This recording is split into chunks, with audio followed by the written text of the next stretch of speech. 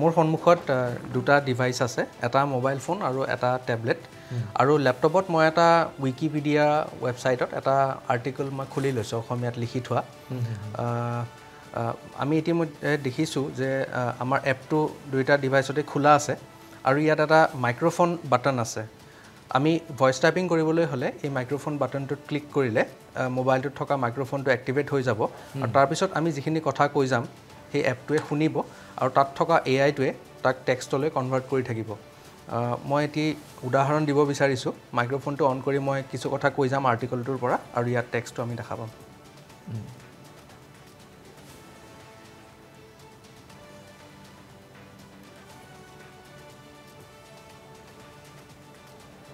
এক প্ৰকাৰ নতুন চমৎকাৰ এটা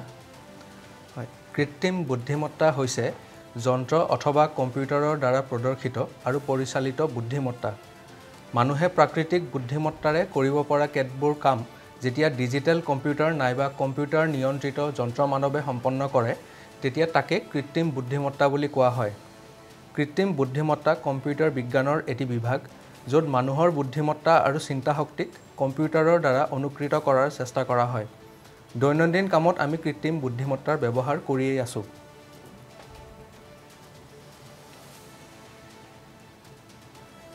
গতিকে আমি দেখিবলৈ পাইছো যে মই যিখিনি কথা মই 4 লাইন অসমীয়াত কৈ গৈছো আৰু আমাৰ এপটোত ইতিমধ্যে গুটেখিনি টেক্সট হিচাপে আহি গৈছে ইয়াত মই এটা কথা দেখুৱাব বিচাৰিছো যে যিখিনি টেক্সট এআইটোৱে লিখিছে তাত দাঢ়ি বা কমাৰ ব্যৱহাৰ হোৱা নাই গতিকে আমি যদি সেইখিনি এড কৰিব বিচাৰো আমাৰ এআইটোত এটা আমাৰ সফটৱেৰত এটা ফিচাৰ আছে ওপৰত থকা জিডাল টুলবাৰ তাত এআই বুলি এটা বাটন আছে তাত ক্লিক কৰিলে তলৰ ফালৰ পৰা এখন মেনু এনেদৰে ওলাই আহিব আৰু ইয়াত আমি বিভিন্ন ধৰণৰ অপচন দেখিছো তাৰ ভিতৰতে এটা হৈছে পাংচুৱেশ্যন আমি এড পাংচুৱেশ্যন বাটনটোত ক্লিক কৰিলে আমি যিখিনি টেক্সট ভয়েস টাইপিং কৰি পেলাই লিখিলো সেই টেক্সটখিনি আমাৰ এআইটোৱে ৰিড কৰিব আৰু য'ত দাঢ়ি বা কমা বা কৰবাত হাইফেনৰ প্ৰয়োজন হয় এআইটোৱে নিজে নিজে টেক্সটখিনিত সেই দাঢ়ি বা কমা পাংচুৱেশ্যনখিনি এড কৰি পেলাই আমাক ৰিজাল্ট এটা পঠিয়াব এতিয়া আমি দেখিছো যে অলৰেডি আমি ৰিজাল্ট এটা পাইছো আমি ইয়াক আমাৰ যিখিনি লিখা আছে তাত আমি ৰিপ্লেস কৰি দিব পাৰো এতিয়া দেখিছো যে ইয়াত য'ত য'ত দাঢ়ি বা কমাৰ প্ৰয়োজন আছে সকলোখিনি আমাৰ টেক্সটখিনিত আহি গৈছে তাৰ বাহিৰেও আমাৰ আৰু বহুত ফিচাৰ্স এই এপটোত উপলব্ধ আছে আমি ধৰি ললো কথিত ভাষাৰে আমি কিবা এটা কথা লিখিছো এপটোত তাৰ পিছত আমি তাক ফৰ্মেল ল্যাঙ্গুৱেজলৈ কনভাৰ্ট কৰিব বিচাৰিছো গতিকে হেতু কৰিবলৈ আমাৰ ইয়াত এটা অপচন আছে মেক ইট ফৰ্মেল তাত ক্লিক কৰাৰ লগে লগে আমি কথিত ভাষাত কোৱা কথাখিনি এটা ফৰ্মেল ভাষালৈ কনভাৰ্ট হৈ যাব তাৰ উপৰি যদি আমি আমাৰ কথাখিনি ক্ৰিয়েটিভ কৰিব বিচাৰো সাধাৰণতে যেতিয়া উদাহৰণস্বৰূপে এটা নিউজ লিখা হয় তাক আমি সদায় এটা ক্ৰিয়েটিভ ৰাইটিং হিচাপে ধৰো গতিকে তেনেকুৱা ক্ৰিয়েটিভ কৰিবৰ কাৰণেও আমাৰ ইয়াত সুবিধা আছে তাৰ লগতে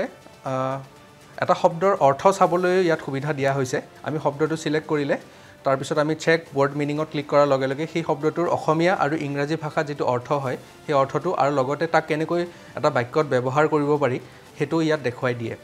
তাৰ লগতে আমাৰ ট্ৰান্সলেচনৰ সুবিধা আছে আমি অসমীয়া ভাষাত কিবা এটা কৈ গলো ভয়েস টাইপিং কৰিলো আৰু তাৰ পিছত তাক আমি বেংগলী হিন্দী আৰু ইংৰাজী ভাষালৈ ট্ৰান্সলেটো কৰিব পাৰো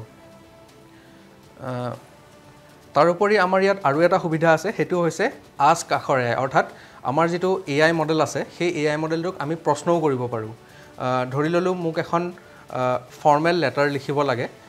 ধৰি ললো মই এটা অফিসত কাম কৰো আৰু মই মেডিকেল লিভ ল'ব লাগে তাৰ কাৰণে মই এখন এপ্লিকেশন লিখিব লাগে আমাৰ এপটোত আমাৰ এআইটোক যদি মই এটা প্ৰশ্ন কৰো যে write a letter for my medical leave তেতিয়া আমাৰ যেটো আখৰ এআই সিস্টেম আছে সেই এআইটোৱে এখন অসমীয়া ভাষাত এখন সুন্দৰকৈ লেটাৰো লিখি দিব পাৰে তাৰ লগতে কবিতা লিখা গানৰ লিৰিক্স লিখা আদিবোৰো আমাৰ আখৰৰ এআইটোৱে লিখিব পাৰে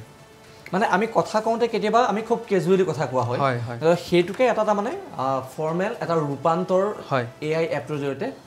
মানে আপুনি হৈ যায় আৰু সেই চিন্তাখিনিকে যদি মই এটা কবিতাৰ ৰূপত বিচাৰো তেতিয়া হলে সেই কবিতা আকাৰটো আমি তেনেকুৱা উপহাৰ এটা পাম তাৰ মানে এআই এপটোৰ পৰা এটো এতিয়া আপোনালোকে ক'লে যে এটো 3 নম্বৰ সংস্কৰণ নহয় জানো ডেভেলপ হৈ একদম প্ৰাথমিক পৰ্যায়ত কি আছিল আৰু এই 3 নম্বৰ ষ্টেপলৈকে কি কেটা পৰিৱৰ্তন ঘটিল মানে প্ৰথম দ্বিতীয় তৃতীয় একেবাৰে প্ৰথম সংস্কৰণটোত আমাৰ কিবোৰ্ড এখন আছিলে AI কিবোৰ্ড য'ত আমি ইংৰাজী ভাষাত টাইপ কৰি গ'লে সি ইউনিকোড ফৰ্মেটত অসমীয়া ভাষাত লিখি যায় অৰ্থাৎ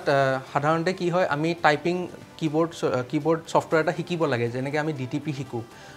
অৰ্থাৎ কোনটো কি প্ৰেছ কৰিলে কোনটো ক্যাৰেক্টাৰ আহিব সেইবিলাক আমি শিকিব লাগে আৰু তাক অনুশীলন কৰিব লাগে গতিকে গোটেই প্ৰচেছটো এটা বহুত দীঘলীয়া প্ৰচেছ আৰু বহুত মানুহে হেতু খুব টান পায় লিখিবলৈ বিশেষকৈ বয়সস্থ মানুহবিলাকে গতিকে আমাৰ সলিউশনটো আছিলে ইংৰাজী ভাষাত অৰ্থাৎ যিখন মোবাইল বা ল্যাপটপত বা কম্পিউটাৰত যিখন কিবোৰ্ড লগতে আহে সেই কিবোৰ্ডখনত লিখি গ'লেই অসমীয়া ভাষাত আহি যোৱা এটা AI কিবোৰ্ড আমি ডেভেলপ কৰিছিলোঁ প্ৰথম সংস্কৰণটোত